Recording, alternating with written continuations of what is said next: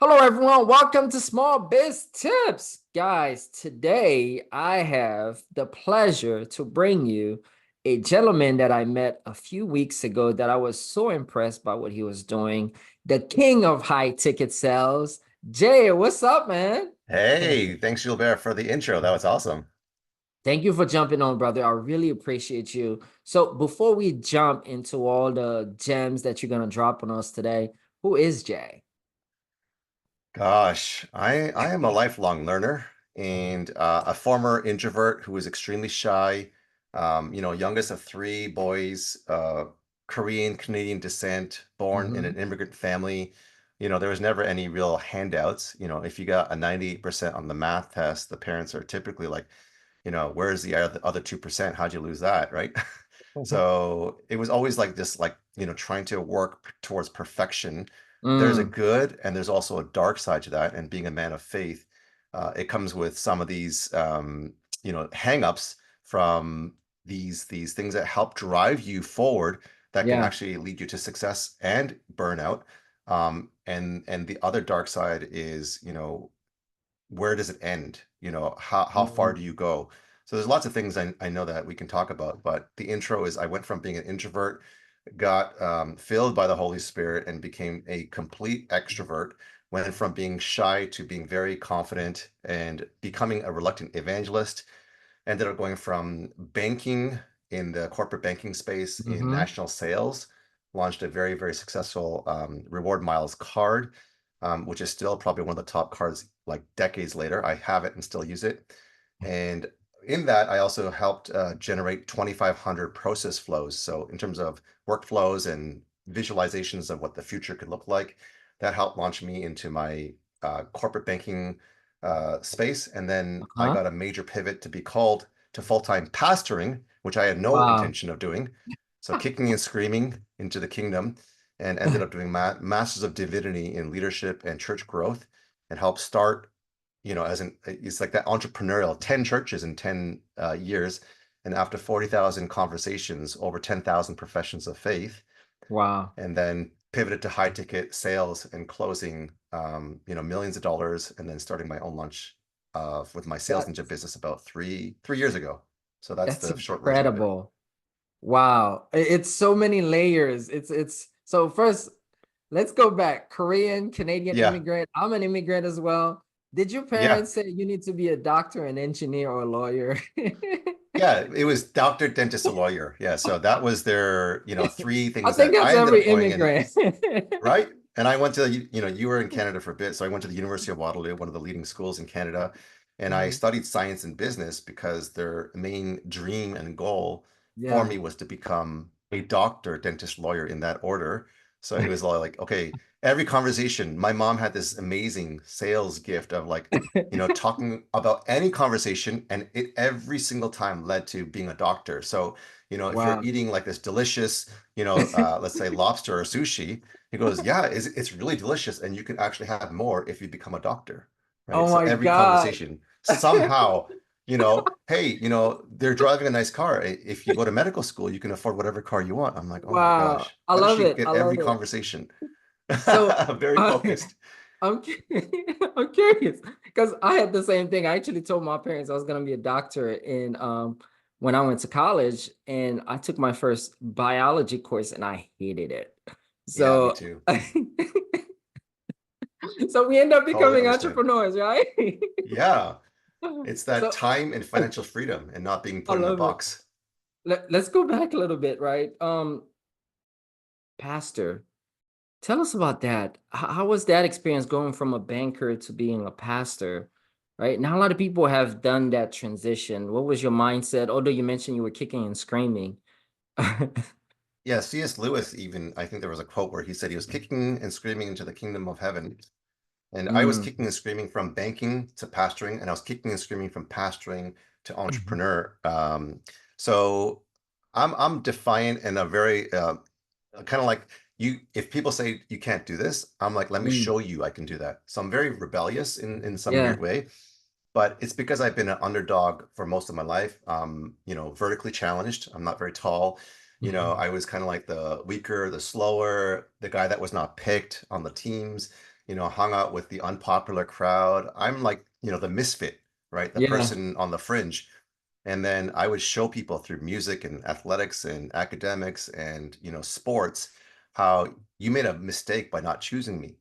Mm. Um, so pastoring was really like I felt the call of God, and it's not like an audible voice and the angels, came out of the heavens and it was like, oh, but it was through dreams, it was through visions, it was Mm. through, my even people who are my mentors were saying, have you considered this? And I'm like, there's too many coincidences. Mm. I don't actually believe in coincidence or luck. I believe in a God who is faithful, who gives us a message to take our mess and bring a message to help Wow. heal and make whole. And so I felt the call of God and I could not deny it. My parents were not fans because you got to understand, as you're a fellow immigrant, they Yeah. come to a country where they sacrifice their Yep. education, their profession, their finances to start from scratch so that their kids, which is you and I, can Mm-hmm. live a better life than them. And I was in the corporate space, in banking, climbed the corporate ladder. I was a national sales manager for card services for Royal Bank, Mm-hmm. doing quite well. And then I felt the call, and they were just like, "You think they'd be happy because you're doing They're the like, you're Lord's work?" crazy. Yeah, they're like, "You're cut off, man. We're not even going to support you because the whole dream was for you to be better off, not worse." So going into pastoring was a very hard call for myself, for my Mm. parents, for my friends, for my family, because, they're like, "You're doing so well in the corporate space. Why on earth would you forfeit that?" Mm. So let's go even further. Then you left that and decided to get into sales, not any sales, high ticket sales. Tell us about that, that first high ticket sales you made, if you Yeah. remember. Yeah, so when I transitioned from pastoring after 10 years to high ticket sales, I had no clue. I had no business in high ticket sales, honestly. I had no idea what I was doing. I didn't understand the language, the vernacular. I didn't understand the terminology. They were like throwing ARR, MRR, CPL, LTV, all these things. I'm like, I don't know what language you guys are speaking. I took ancient Greek in seminary and I barely understood that. And I wasn't actually that good at school, but I had to learn how to beat the system. So going into high ticket sales, I did know as a former introvert that turned into an extreme extrovert and a reluctant evangelist that Mm-hmm. God had given me gifts to be able to help, share stories. We call it in the marketing world story selling. Mm-hmm. And, through those 40,000 stories and conversations as a pastor, 10,000 professions of faith in the high ticket sales world means a 25% close rate for people who don't want to hear about God. Mm-hmm. And that's not even a high ticket sale. It's an infinite high ticket, right? Because it's eternal Yeah. life. So my first sale, and I think I was 3 months in learning how to, figure out what this all was about. They put me on the calendar, and I think I closed $85,000 in my first month on the calendar. Wow. And then after that, I was doing pretty consistently six-figure months, so 100, in my last closing e- role with a high ticket health and wellness coach. I closed $1 million in 12 weeks, which is like $350,000 a month. And I was only Wait, a working like million in half time. 12 weeks? Yeah, so 3 months, 90 days. Let's wait. I want to get deeper into that. A health and wellness coach. What kind of what kind of product were they selling? Was it Yeah, like a so they were fifty thousand teaching dollar program? no, it was like 10 and or less. So you got to sell a lot to be able to Yeah, to do generate, 300 100 to grand in 1 month. 350,000. Yeah, so they were selling basically, if you look at the fitness trainers in the gym, Mm-hmm. that they're struggling because they get a cut and then the gym gets to get the majority of it. And so they take a Yeah. fraction. And so their thing is like they're in the gym, they're grinding and they're trying to make a living and they're trying to help people. And they have to also acquire more clients within the gym without being salesy, and Mm-hmm. it's kind of like a double-edged sword where it's like a hard job and they're fed up. And so his health and wellness thing was, how do you go from one-on-one, which is the fitness, Yeah. I'm going to help train you in 30, 60 minutes and help you, like, if you buy five of these packages for like $45 per session or whatever the amount was, I'm going to teach you how to go from one-on-one to one-to-many playbook so that you can go Mm, online and you can grow and scale your business. And you can charge like, instead of $45 per session, you can charge like $3,000 for like a month or a thousand mm, dollars a month or whatever. So you can make a lot more money in a lot less time. that's fascinating. Now, you guys were selling this to other trainers that wanted to grow their business? Eh, Yeah, they were Let's talk. typically in the gym as fitness trainers, Yeah, doing one-on-one. And then the whole lure and enticement was how do you go from one-on-one to one-to-many and get yeah. online, make more money, and work less? What's the mindset of a high ticket buyer, right? Because, I purchased a high ticket program before. I was in a mastermind, invested 55 grand to get on. But I'm curious, in your perspective, as someone who's sold a lot of high ticket products and services, what have you seen has been the mindset for that type of buyer? Depends on the industry and the niche and what the offering is.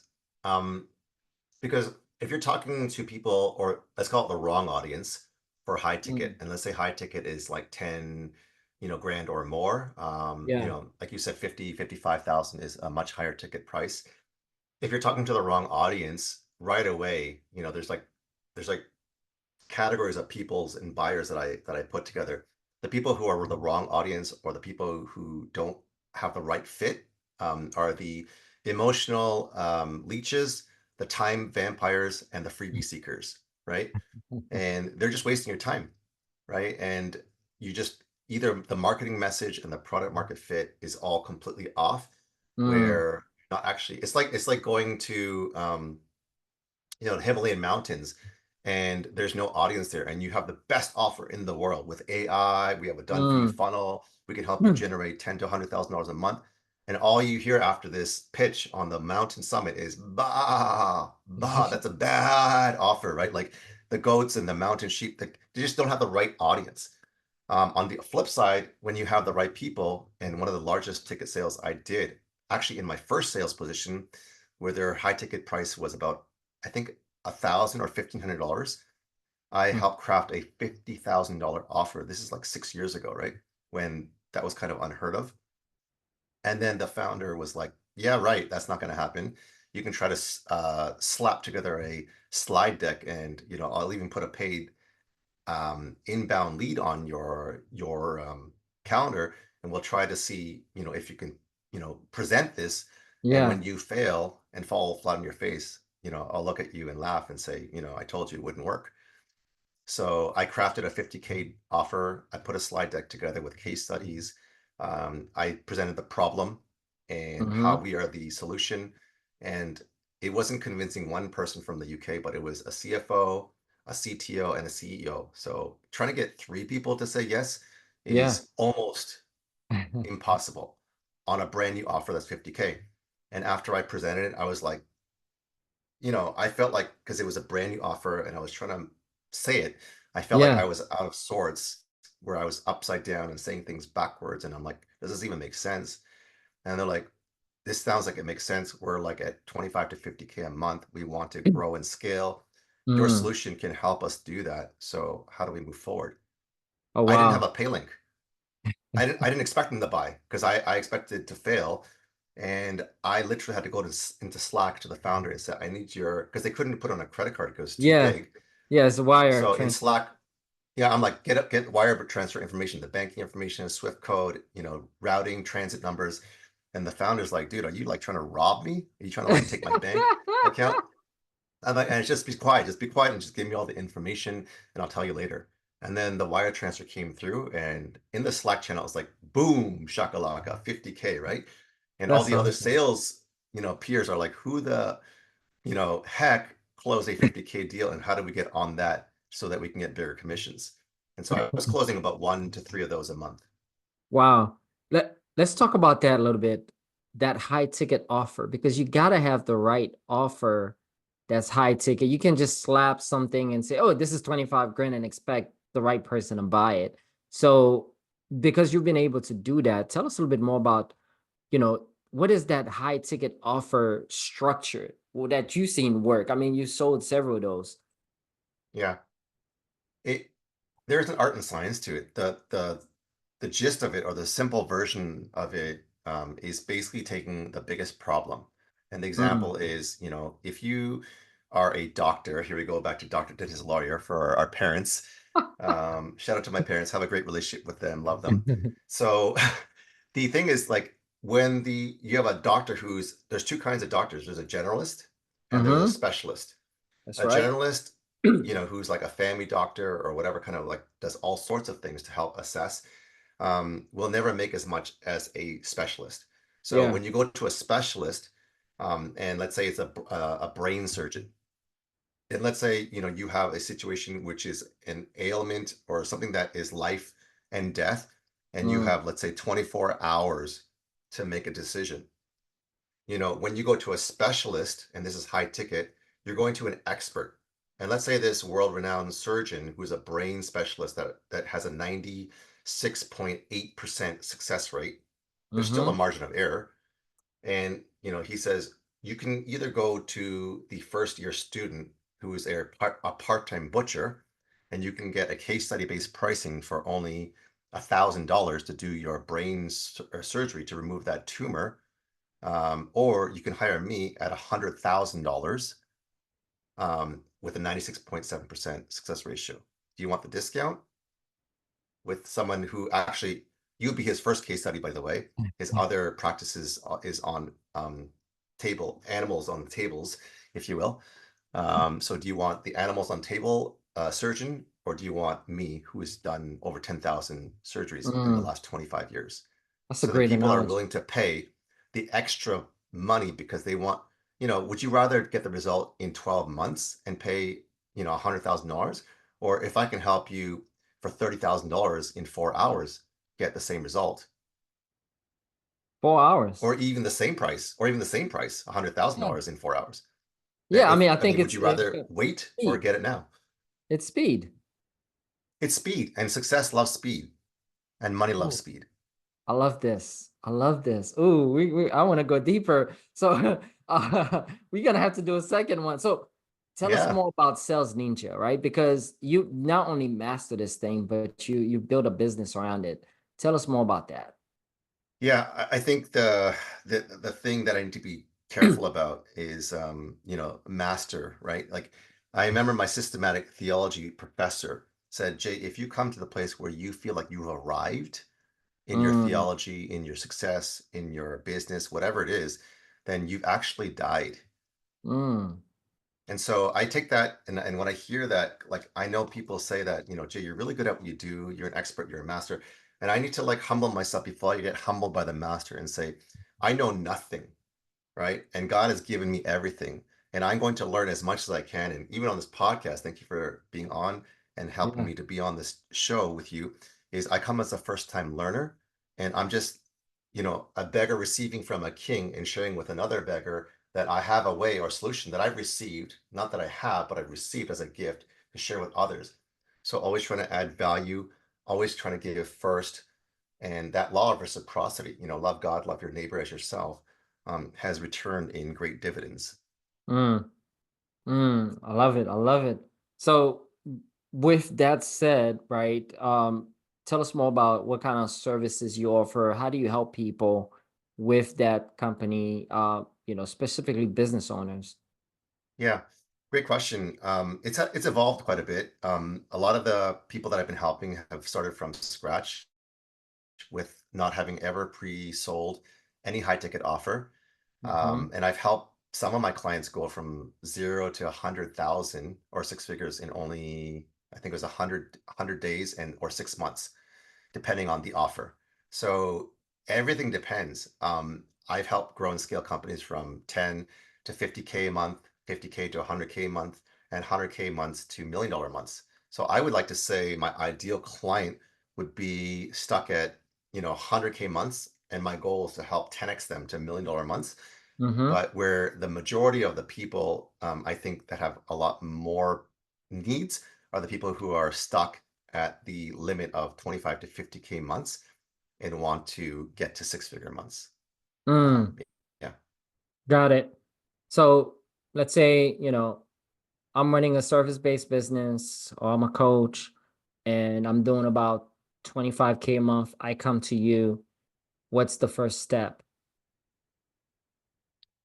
Yeah, great question. I look at ourselves as entrepreneurs as like doctors. So we are doctors in some ways, right? Yeah, doctors in business.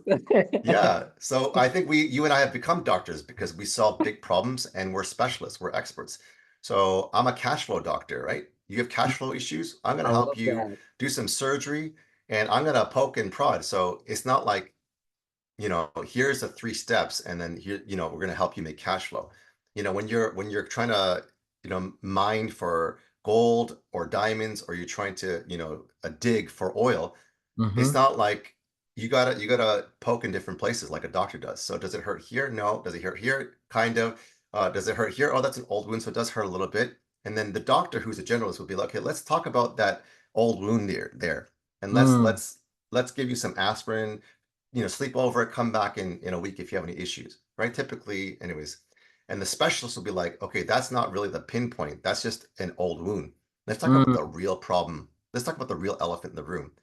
And you ask, where does it hurt? Instead of me trying to waste your time and try to figure out where it hurts, you tell me where it hurts. And then mm, you'd be like, oh, my lead flow is terrible, or my content is not converting, or mm-hmm. my Facebook or school group is not going anywhere.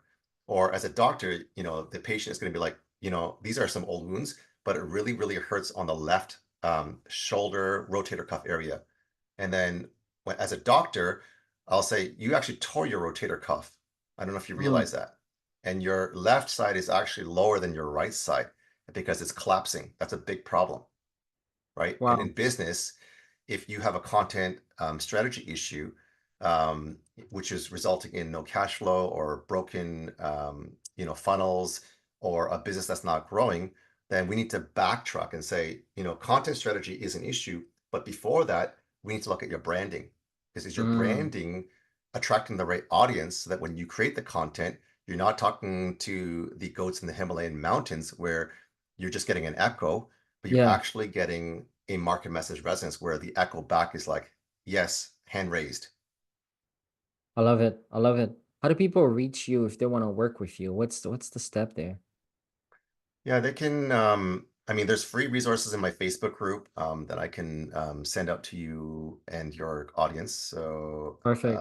let's see. We add those in the And then show they can notes. actually, yeah, and then actually they can reach me on Facebook or Instagram Mm-hmm. and reach out to me. And I'll even put out an audit call where I can help you find the hidden gold in your business, ten to $100,000 a month that is missing in your business that you're leaving on the table. Mm, So there's an audit call. I'm booked out. Gosh, somebody try to book a call. I think I'm booked out for the next month or two, and then my podcast is booked out for the next 4 months. So life is getting a little busy, but it's been a good I love busy. it. It's good But busy. I love if you it. can, it's great busy. If you can book a call and find a slot, I'd love to offer, your audience a complimentary Sales Ninja audit call to help to find Mm-hmm. the hidden gold in the Fantastic. business. Guys, reach out to Jay. This was amazing. He shares some amazing nuggets that can help us grow our businesses. Thank you for jumping on, Jay. This was fantastic. Thank you for having me.